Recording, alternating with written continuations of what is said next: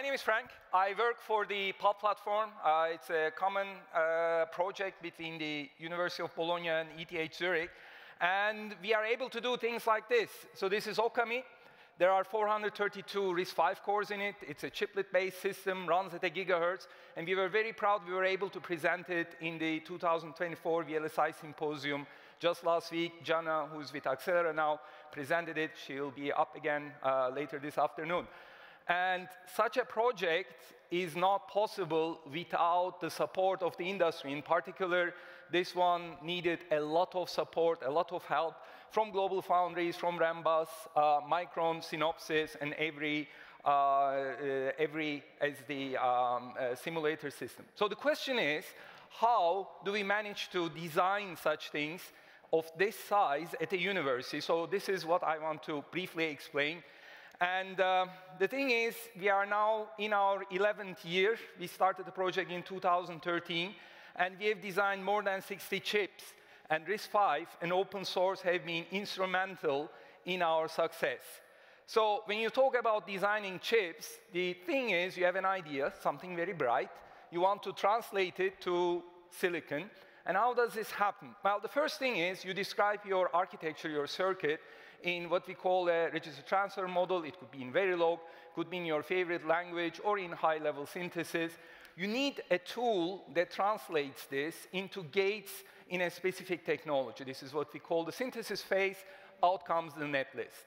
Then the netlist goes through a physical design phase, and you create a two-dimensional geometric rectangles that then can be sent to a specialized fab which will manufacture your chips. Of course, what kind of manufacturing capabilities you have has to be defined for the process. This is what we call the process design kit, and that drives the placement and routing. In addition, that thing also defines and helps us make some libraries that we use to create the netlist. And we don't want to design everything ourselves. Even if you are not taking large IPs, you still need standard cells, memories, I/O cells, and some other IP, third-party IP that comes into your design. There are a lot of verification folks around here. Don't worry. There's also tons of verification at every level. And when we are talking about open source, most of the open source until now concentrates at the RTL level. So what we have done over the years is to create a sandbox to design system on chips. So this includes a number of RISC-V cores. Some of them have found better homes where they are being looked after, like the IBEX, the CVA6, although I don't like the name so much. Ariane was much better, sorry. And a number of others. Then, but that's not enough. You also need peripherals, you need interconnect solutions, and as a research institution, our job is to figure out how to do things better. So that means that we are also working on various forms of acceleration, ISA extensions, to make systems. Now, these boxes combine themselves into systems. So we have single-core systems like microcontrollers from small to large. Our bread and butter are multi-core, many-core systems with shared memory accelerators. That's what we are mostly known for. And then we have systems like the Okami I was showing before, which scales up to hundreds of cores. So we cover a bright range from IoT all the way to HPC. Now, Jean-Roch also said, how do we communicate, how do we make things? Well, we put everything we can. There are things we are not allowed to put open source. It's not our choice. On GitHub. This is our main GitHub page. And the key part that allows us to have a lot of fruitful collaborations with industry is that we have chosen to use a permissive license. This allows anyone to take, copy, modify, and even commercially exploit our designs in their work. Now, one of our first, let's say, successful designs in that regard is Mr. Wolf. Mr. Wolf solves problems, and it solved a lot of problems for us. So this is back in 2017. For a university like us, it was a very successful IoT processor, which had 8+1 RISC-V cores. And the interesting part actually is on the top right. There is a power converter from Dolphin Integration, and that allows us to have a single supply, and it can generate different power supplies within the chip. This is an industrial IP, and it was a very interesting collaboration. For us, it was a big win, because we were able to use professional IP. We didn't have to, figure these things out. We are not able to do these things. And for the company, it was also a big win, because they were able to show off some of their IP on a state-of-the-art design. The design then ended up being published, and the design, everything else around it, is openly available. Now, this also continued, because this design, the open source version of it, ended up being the basis of GreenWave's Technologies, a startup in France, and they have a series of IoT processors called GAP8 and GAP9. So that was also a win for GreenWave, that they could take the SoC template we have and productize this idea. Now, how does this collaboration work? Just briefly, there's a partner, there's us, we commit to GitHub, well, they take it. If they're really nice, if they're really, really nice, they can have some issues, have some commits, which we like a lot, but they can also have their custom designs and not tell us about it. The thing that we like more, of course, is if we have co-sponsored resources through donations, through European projects, or any other sponsored idea. What used to happen in the past, and doesn't so much anymore, is a private cooperation where what we develop stays in the closed form. So this is actually what happened with GreenWave back in 2017. Mr. Wolf is the open version that we had. It was together with a collaboration with GreenWave. It was extended, and we had the product there. But it didn't only stay there. Designs derived from Mr. Wolf Gap and the later ones also powered a number of innovation things. So we have a tiny nanodrone, and if you look at it, the chip there is the one we have designed. And with that one, we were able to also develop different things. So it learned how to avoid people, not hitting them. It is able to explore the environment, and while it's doing so, it can identify objects and report back, all this within 100 milliwatts. Not only that, if you have time and visit our booth, there are also our fun biosignal acquisition systems. These glasses have sensors that detect EMG potentials and are able to work on it. So it's one chip that had a number of different lifetimes. We're still making projects based on these. Now, when you come back to the SoC design, this is a chip we designed about 20 years ago, and this was the entire chip. It's 20 kilogate equivalents. That was what the research group was able to do. This is 20 years later what we are able to do. So Kraken is, the dies are to size, so they are about the same size, and it has 4,000 times more transistors in it. There's nothing special. It's not our doing. It's Moore's law. But what I want to say is that what used to be a complete chip now is a tiny, tiny part of the design. So if we are here at the RISC-V summit, so we are interested in RISC-V cores, but that's just a part of it.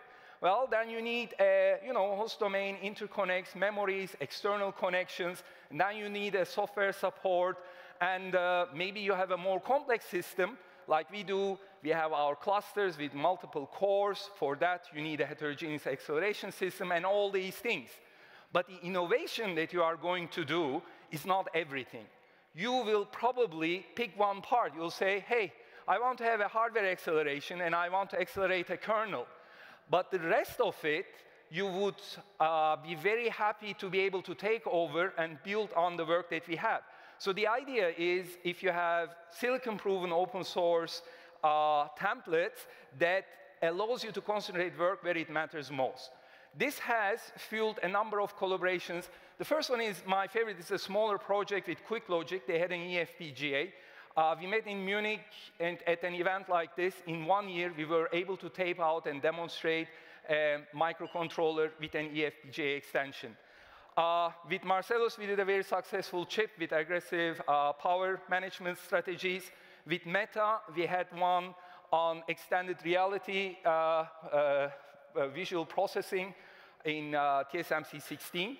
And we were talking about it yesterday. There's a chip with Intel called Carfield for safety, as a research platform for safety and resilient time-predictable systems.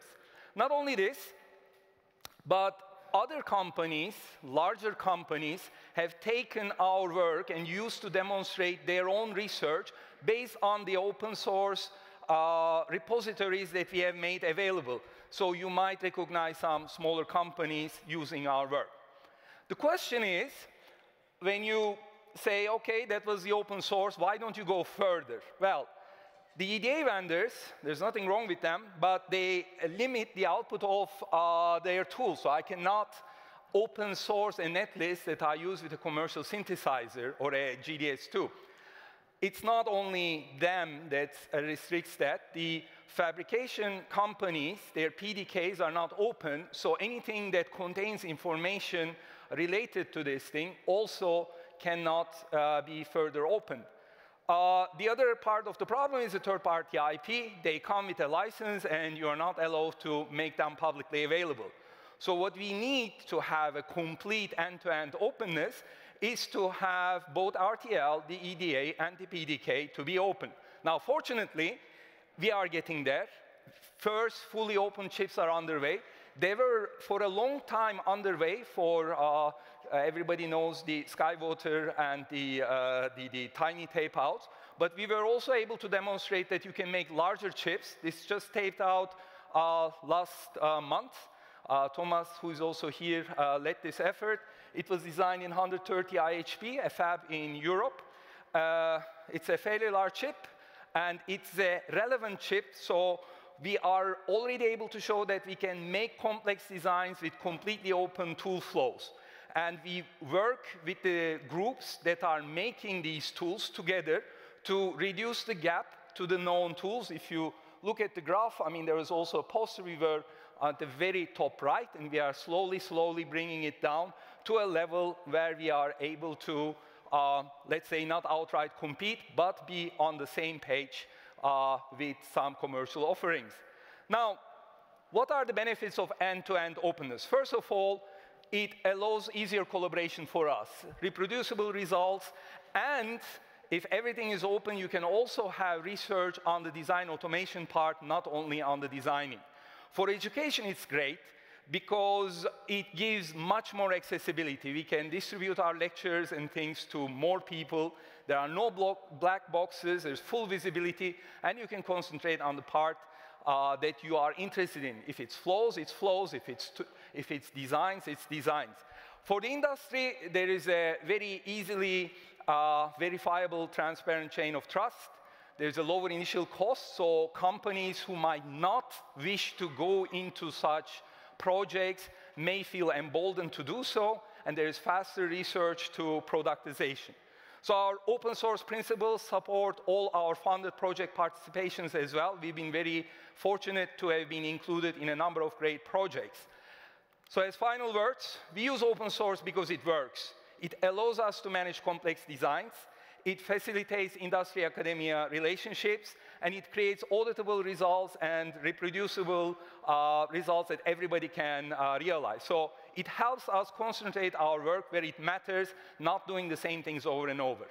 Now, there's a lot of discussion about this. I strongly believe in this thing. Open source is no borders. So there is no European, American, Chinese open source. What can be is more support for open source in a certain geography. So open source is global. It can just have more support in one part or another. I thank you very much for your time. We're still around. We are still working very hard. So there is still more to come from our group. Thanks a lot.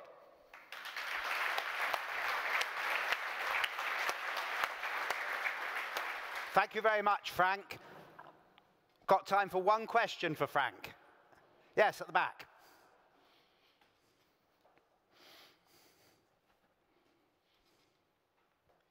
Hi, Frank. You do amazing engineering work. As an academic, how do you also balance the need to publish? Yes. I mean, our main goal is to publish. Our main goal is not to provide engineering work for the society. If it looks like that, I'm sorry. We are trying to, we have very dedicated PhD students that are on top of their work, and we use the open source activities to further our research in the first place. But that one also finds then its use in industrial settings, and that makes us even happier. Thank you very much, Frank. That's it. We're out of time.